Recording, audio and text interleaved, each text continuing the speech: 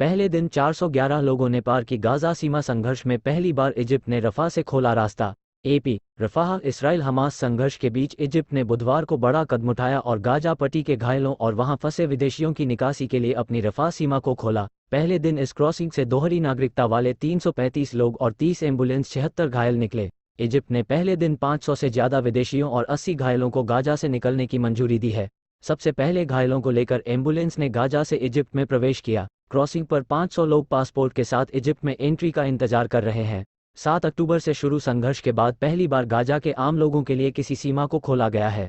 अभी तक इस हमास ने सीमा से मदद भी आती रहे। सीमा के जरिए राहत का सामान ही गाजा पहुंच रहा था। हमास ने कहा कि इस क्रॉसिंग से मदद का सामान भी आते रहना चाहिए। रफा सीमा से सबसे पहले घायलों को निकाला गया, उसके बाद बाकी लोगों की बारी आई। गाजा में करीब 7,000 लोगों के पास दोहरी नागरिकता है। ये क्रॉसिंग गुरुवार को भी खुलेगी। बताते हैं, इस क्रॉसिंग को खोलने में कतर ने अमेरिका के साथ मध्यस्थता की। गाजा के घायलों के लिए रफा क्रॉसिंग से 10 किलोमीटर दूर इजिप्ट के शेख जुवेद में फील्ड हॉस्पिटल बनाया गया है। घायल फलस्तीनियों का वहां इलाज होगा। फिलहाल एक दिन में 88 घायलों को ही गाजा से निकलने की इजाज़त है।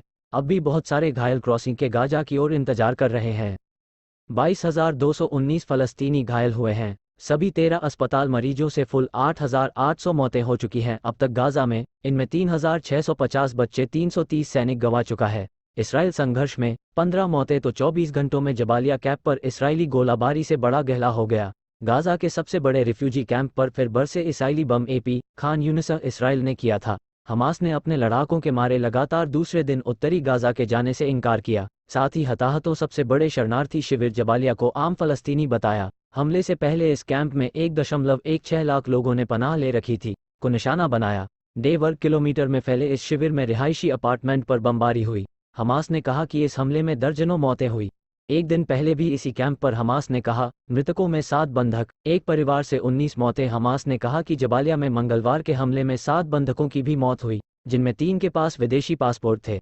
अल इसराइली सेना ने हवाई हमले कर हमास जजीरा के इंजीनियर ने अपने परिवार के सीनियर कमांडर इब्राहिम बियारी 19 सदस्यों को खो दिया। वहां इंटरनेट और फोन सेवाएं फिर बंद हुई। सहित 50 लड़ाकों को मारने का दावा। गाजा में भारतवंशी सैनिक की मौत। गाजा में जारी जंग में भारतीय मूल के 20 साल के इसराइली सैनिक सार्जेंट हलेल सोलोमन की भी जान गई। वह दक्षिणी इसराइल के डिमोना के रहने वाले थे।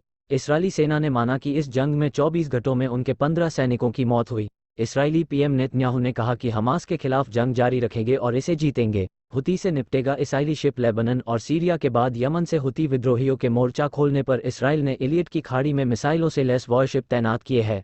हुती ने दावा किया था कि उसने इसराइल पर 3 बार हमला किया है। इसराइली सेना ने लेबनान से दागी गई मिसाइल को गिराया। पलटवार में उस इलाके को भी नष्ट किया गया जहां से मिसाइल चली थी। लेबनान किया से अटैक नाकाम।